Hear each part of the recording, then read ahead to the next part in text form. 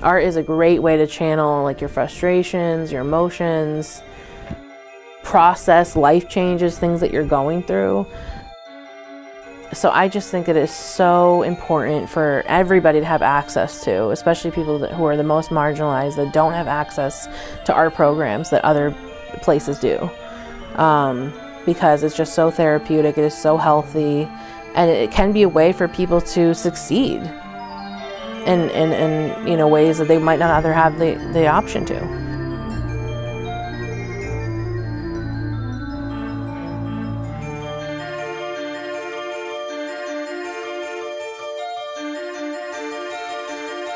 I don't even know how I got started in really the art world, but I've been doing art since I was a kid.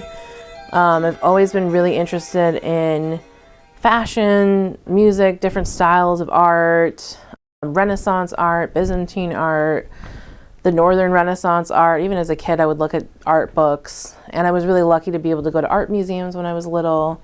My dad was a docent for Storm King in New York State, which is a outdoor sculpture park. So I was really lucky to just be surrounded with art. So I worked on art in high school. And then when I went to community college, there was an art program at GCC, Greenfield Community College.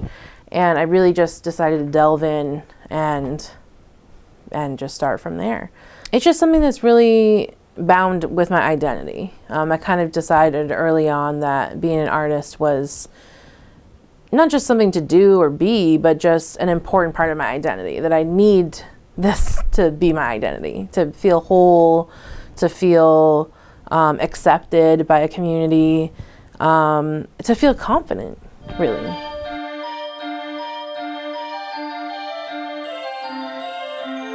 I've had some times where I've done more thematic pieces. Some of my older work has dealt with relationships, sexuality, internet culture. I'll reference lyrics sometimes in my art, text-based art. I've also done charcoal self-portraits that were nude, so that was investigating just body image and how you feel about one's body. So I have done more thematic bodies, but as I've gotten older and kind of worked more on my style, it has become a little bit more looser. Sometimes what happens is I'll find a theme after the work is done.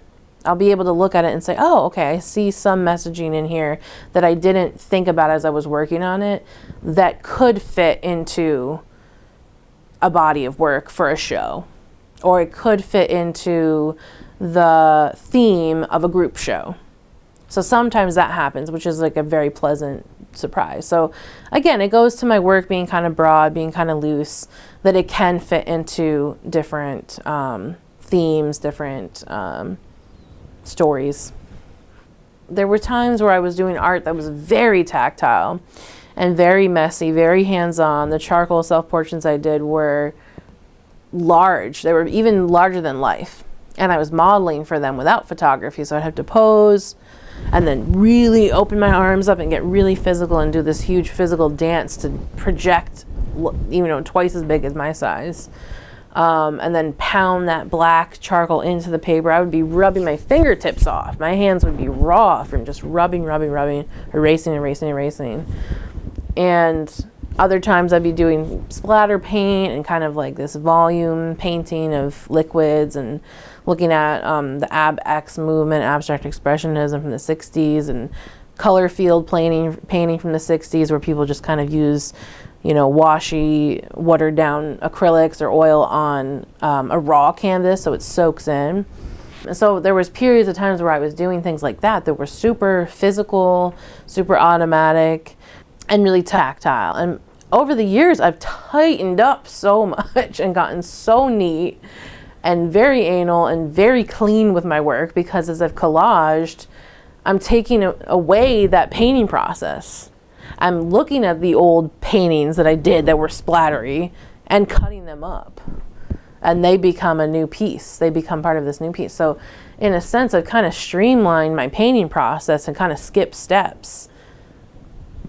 So I kind of do want to go back to making my original materials by then painting on the paper that I cut up later, or doing the splatter painting and then painting on it and collaging on it later. I have been trying to go back to my older techniques. because they're more tactile, and because they're just more rebellious and wild and kind of get you out of your comfort zone.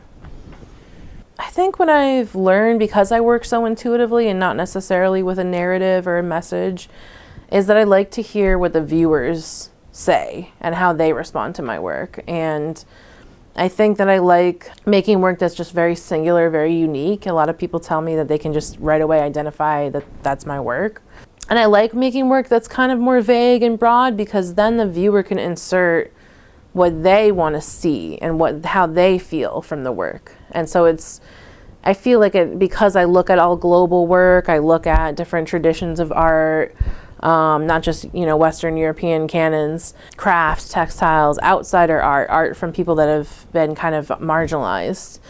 All of that kind of gets thrown into the artistic pot for me. And I think that the viewers can kind of piece out, oh, I can see that reference, or I can see that kind of has some Picasso reference, or that has some, outsider art reference.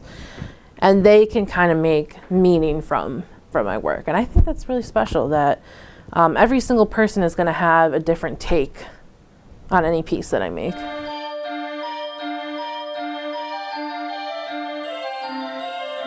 I think that I definitely start with finding a material that speaks to me, or finding a painting or a canvas that might have some painting on it already.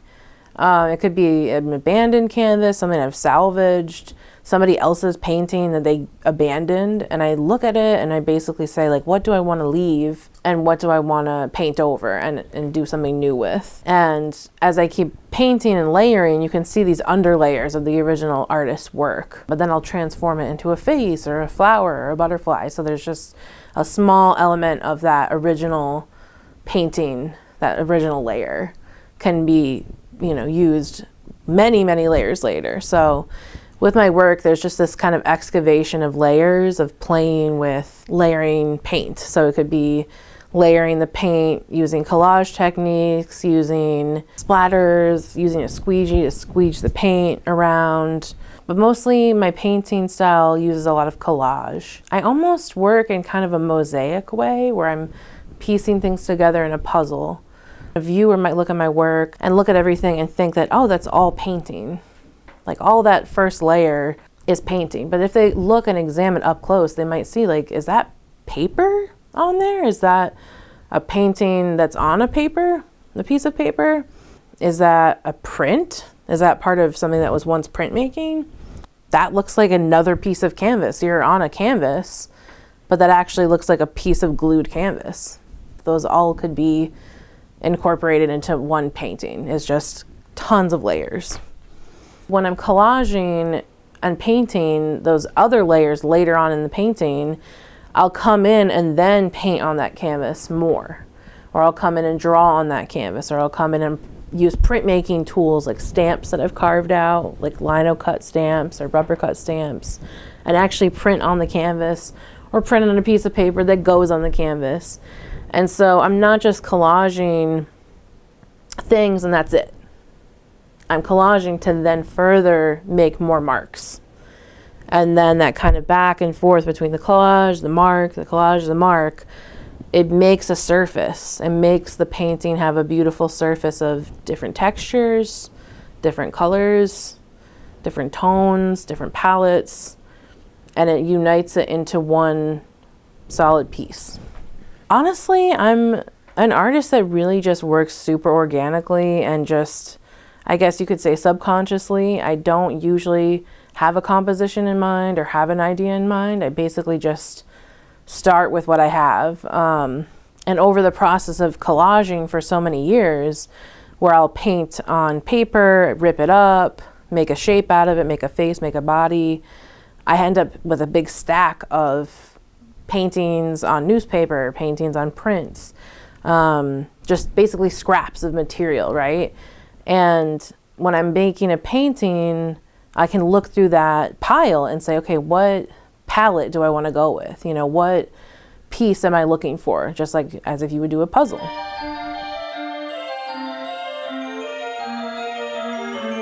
I used to use oil when I was more of a beginner painter, just to learn how to use oil.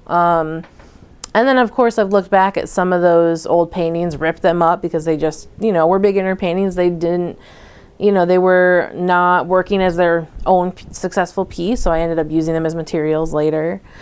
I've since switched more to acrylic. It dries fast. You can still get a beautiful range of colors. You can buy, basically any color, and you can also mix your own colors. And because I've ripped up some oil paintings and ripped up some printmaking stuff, I also have, these collage materials that are not acrylic. They're different media. I've been lucky to have friends who have been in the arts that have donated canvases to me and said, okay, I made these, but I don't need them. I'm not intending to paint anymore. I don't think I'm going to need them anytime soon. Have at it. So sometimes I've been lucky to acquire canvases that way, and I incorporate some of their work that they had abandoned, and I use some of the colors and tones and stuff and add that to my new piece. And other times I've just found stretcher bars or old paintings at like the Survival Center in Turner's Falls. I found a painting there. I'm sort of like a bit of a pack rat. I will go through my scraps and throw away little bits and pieces here and there that, let's say I have a lot of the same material, I might throw away some of it because I know I don't need all of that exact same palette, that same color of material. Basically, I'm a pack rat in one way, but I'm also kind of a rebel in another way because I'll cut up and rip up old paintings of mine. Paintings that I did when I was a beginner artist. Some paintings worked in a series, but a few of them didn't really work, and I'll sacrifice them and I'll cut them up, or I rip them up, or I draw on them a whole different body and shape and cut it out. And that's why that stack of material is just always there. Because there's little scraps and little bits of when you cut something out, you have these extra pieces around that shape that you just cut out. And like I said, I will throw away from time to time some things, but I often save my material because honestly, it'll come in handy later for any, to have just such a multicolored, multi-layered, lots of prints, lots of, fine details, to have that in a pile, it doesn't go bad. You know what I mean? It's like a perfect refrigerator. I can just go in there, find a little snack, find a little goodie, and look at a new painting that's bare and say, okay, will this piece fit somewhere? Okay, maybe it doesn't fit somewhere, but if I hold on to it later, it might fit somewhere later. Doesn't go bad. Artists definitely struggle with space. When you make a lot of work, it starts to, add up. I don't have gallery representation right now. I don't move a lot of work. I don't sell a lot of work. I don't have work in a lot of collections. Let's say I'm very local here.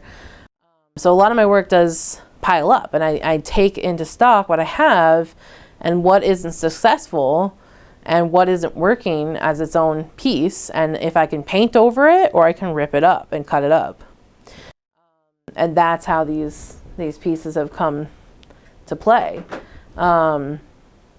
Is what I call cannibalizing my old work. It has to do a lot with space. If I have a lot of these big paintings and big paper rolls clogging up my storage space, some of them have to go. And that's what happens, is they turn into a new piece. I think the benefits of school is that you are taught how to find things, where to get things. And they can help you, direct you to where you can find supplies. If you're on your own completely, you might not know which art stores to go to. You might not know which ones are cheaper. You might not know which ones are in your budget. You might not know what media to start with. You might not know the difference between oil and acrylic. Academia can help you make sense of a huge world of information and kind of start to parcel it out, figure things out.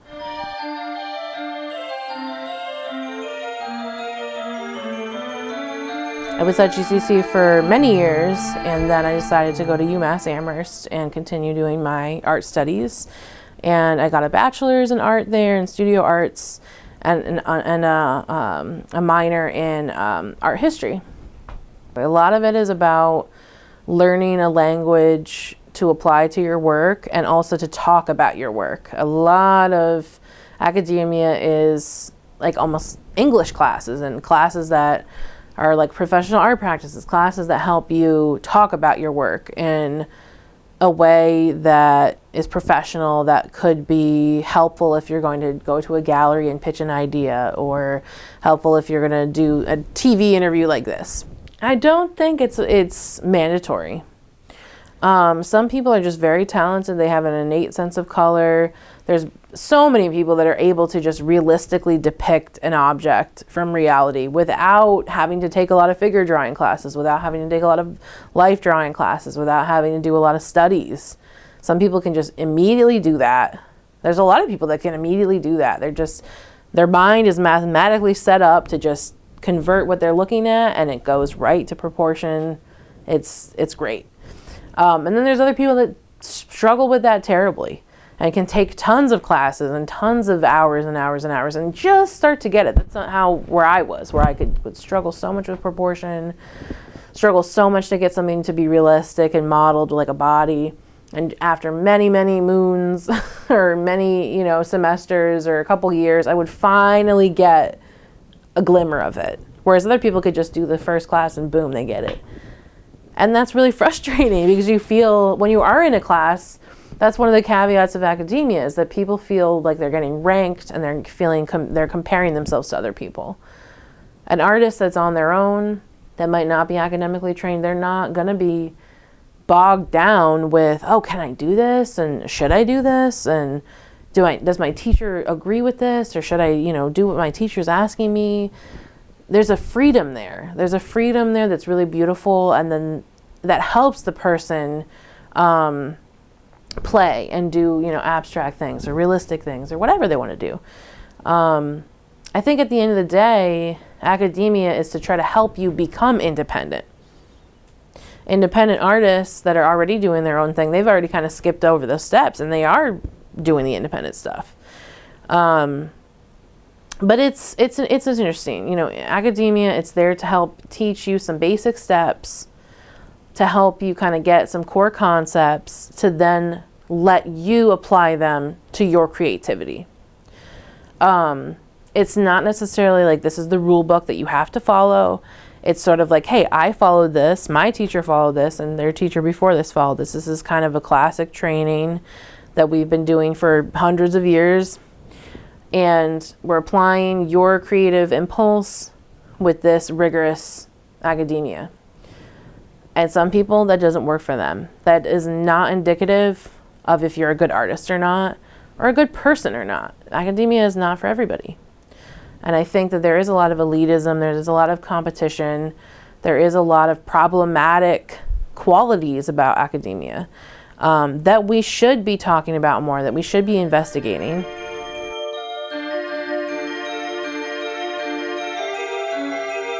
Sometimes I do struggle with motivation and pushing myself to say, okay, you do need to get this stuff glued. You do need to get this stuff done. Because if you kind of sit in complacency and feel overwhelmed, things just will be stagnant. I have an internal clock and kind of an internal meter of where the painting is. So I can tell when it's about 75% done. I can tell when I'm about 50% done. I can tell when I'm stuck, and I can tell when I basically need to do this, this, and this. I can look at a painting and say, okay, this needs a stripe, this needs a butterfly, this needs a color, this needs some red. I can just look at a piece wherever I'm at and I have a running tally in my mind of the to-do list of what needs to happen in the painting, what the next step will be. But sometimes you feel unmotivated and don't want to do that next step, even though you know what you should do. You have to break out your paint, you got to mix the color, you got to make sure it looks good, for me, I am a collage artist, so I'm gluing things constantly. Taking some glue, putting it on a little palette knife, flipping something over, putting the glue on the back, putting it where it needs to go, and then using push pins to lay it flat so it dries flat. That's a lot of work in itself. That's not even taking into consideration the painting, drawing, whatever else is going to come later.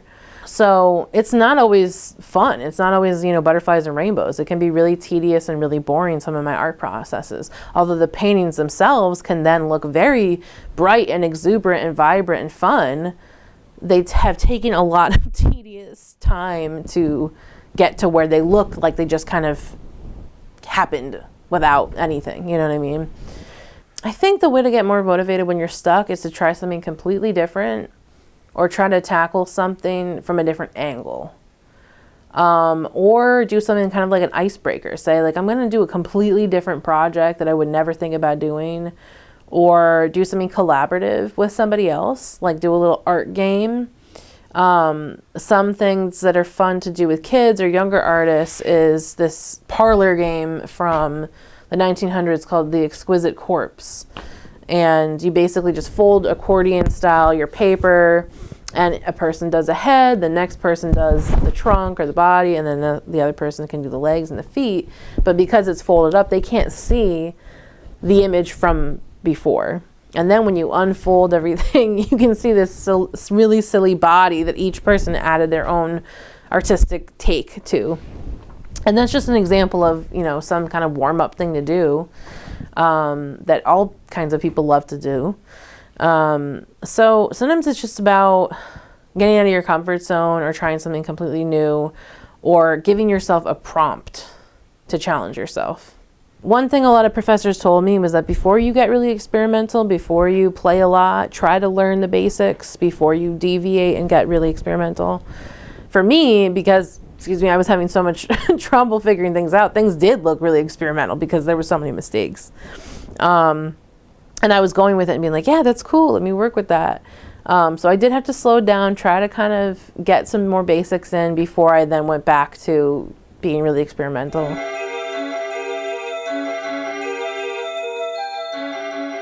And I'm not always aware of what exactly I'm doing and why it does work. I kind of just, I'm naturally gifted with finding things that work together and have an interesting color impact. But it can't hurt to strip down why you are talented at something and say, okay, well, what is working? I kind of paint by collaging, in a sense. So I think that I could definitely stand to work more on painting skills. When I first started, you learn your basic painting skills by doing still lifes, self-portraits or portraits. I could definitely stand to go back and relearn some of those concepts that might have kind of fallen by the wayside because I do so much collaging, which is why I kind of want to delve back into oils, see how that feels. Artists can, sometimes they fall back on certain techniques and become, those become their creature comforts, but you can definitely build a lot of skill in one area and then some other areas kind of fall by the wayside a little bit. So I am trying to move back into more challenging places that I've kind of hidden from for a while and see where I can go with it. I've had teachers come in and help me. They've noticed that in the past I'd love to just use a paint that was already pre-mixed, that already was the one color. Often I would just look for a primary color, like just a bright red, a bright orange, and go with that. And I had a teacher said, why don't you mix your colors more? You're always going with your primary colors. Why don't you use colors that are a little more desaturated? What about colors that are darker and lighter? Lighten your colors, darken your colors, make them have more gray in them or blue. Why are you just going to a primary color that is just not, just one color? And I was like, that's a really good question. I think that just became a habit, and it's just kind of an easy thing to just squirt out the tube of paint and go from there. And so since I got that comment in undergrad when I was at UMass, I've really tried to work more on mixing colors and working on mixing my own colors, or if I am using paint out of a tube, how can I alter it just a bit from what's in the tube? How can I make that more of a pastel, or how can I make it more grungy? Or if I do want to use just as it is, how can I complement it with another paint that works with it?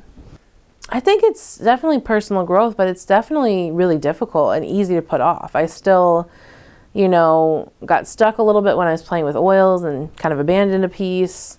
I think that I'm also trying to figure out, how can I make a piece successful without disrupting the techniques, without having an issue, let's say with oil and acrylics. You can't mix them because oil and water, one's water-based, one's plastic-based, the acrylic, and one has pigment suspended in oil like linseed oil, which is the oil paint.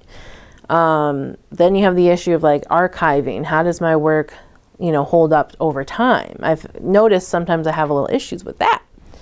So I'm basically at the part where I've developed a language with my work. I've developed a kind of set collage skill, but I still am not proficient in a lot of painting skills. And I know that. So in some ways, I'm really developed as an artist. In other ways, I'm a little bit more of a novice. But I don't think that just because something is more challenging for somebody doesn't mean that it's unattainable.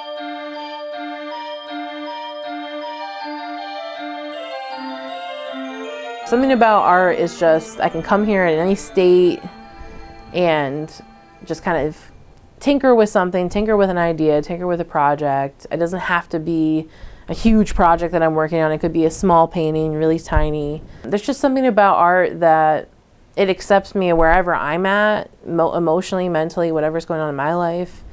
There's no judgment here. I can come into a safe space. My projects are all around me. They're kind of waiting for me to work on them, but there's no judgment. There's just something about it that is a constant thing, that that provides regularity for me, provides a schedule. It's good for me. It's good for my mental health. And I wrote a poem about my studio and saying like, wow, what a nice pleasure and privilege it is to come to this space. It feels so calming in here. It feels so safe.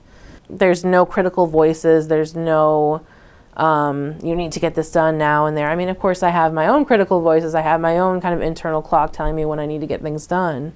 But when I come in here, some of those noises can quiet, and some of those everyday struggles voices will quiet down. And so in that sense, it's a sanctuary to have these beautiful windows. Light is coming in. I have a great table that I can just kind of spread out. I can look at my to-do list for the week. I can look at my planner and see what I need to work on. So yeah, I wrote a poem that basically was saying, this is my sanctuary. What a pleasure it is. And I don't want to forget this. I never want to forget how wonderful it is to have a studio to escape to. I never want to take that for granted. Sometimes I get down on myself and I feel like, oh, is this a frivolous pursuit to be working on my art? This feels like it's, I should be doing something more serious. I should be doing this. I should be doing that. There's a lot of shoulds and coulds running through my mind. But when I hear that people really think my work is special, that it means a lot, that it could go far, I could go far with my career, I have potential, it makes me feel like I need to keep plugging away and keep doing it.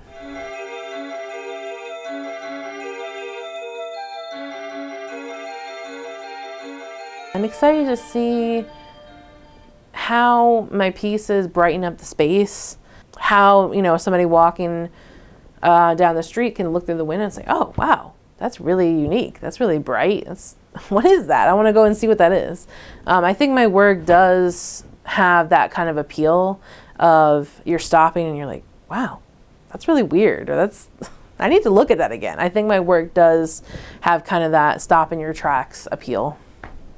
I think what's important about doing a show is that it builds just great professional skills. You have to write about your work. You have to document some of it. You need to, look at your dimensions, look at what the work is comprised of, talk about the material, the media.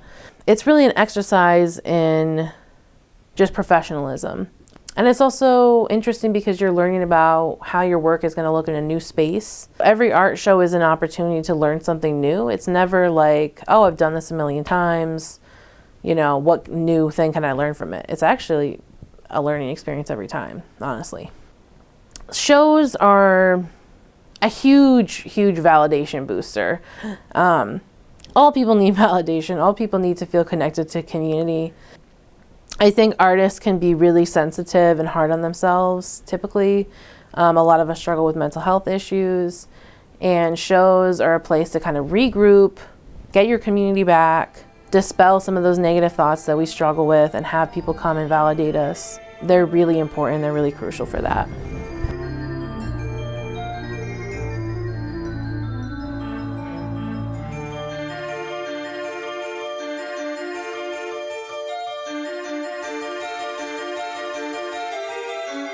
I just think art is so therapeutic and so spiritually important for a human, honestly.